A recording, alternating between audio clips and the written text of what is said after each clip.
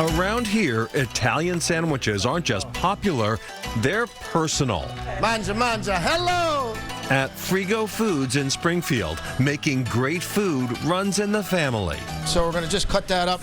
We're getting ready for lunch now.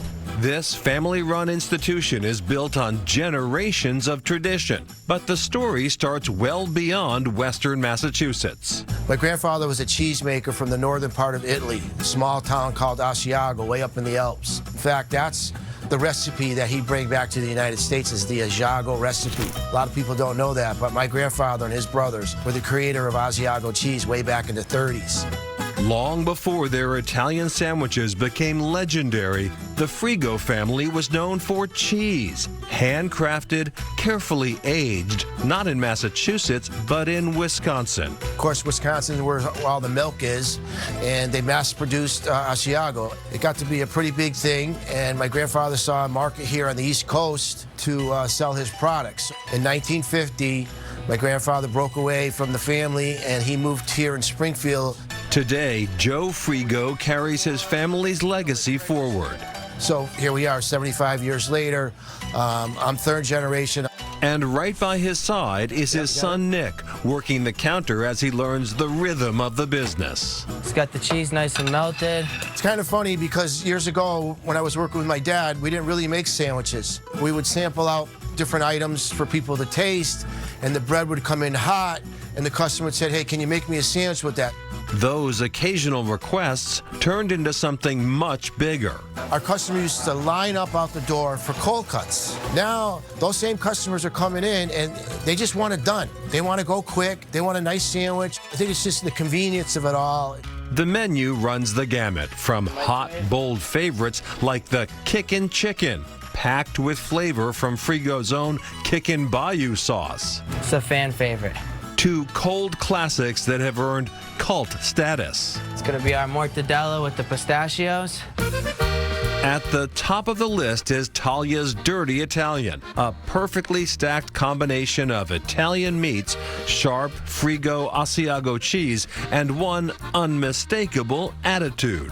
One of my parting gifts from leaving Frigo's was actually to name a sandwich after me, so Talia's Dirty Italian was born. Named after Joe's niece, Talia Pasolano, the sandwich became an instant hit at Frigo's. That's our classic Italian with Talia's favorite hot mix on there. Talia spent countless hours working behind the counter here. She worked for me during her high school days, and she just loved it.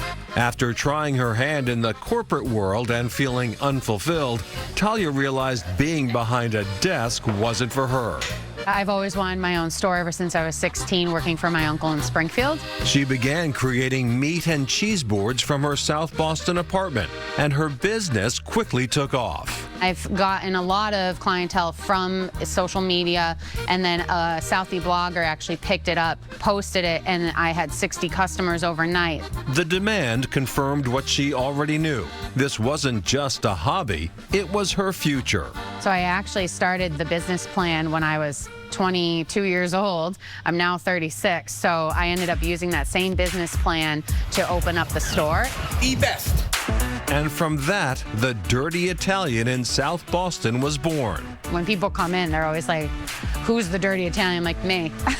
Happens to be me. I think a lot of them just assume I'm 100% Italian, but I'm part Irish, and the running joke is that's what makes me a Dirty Italian.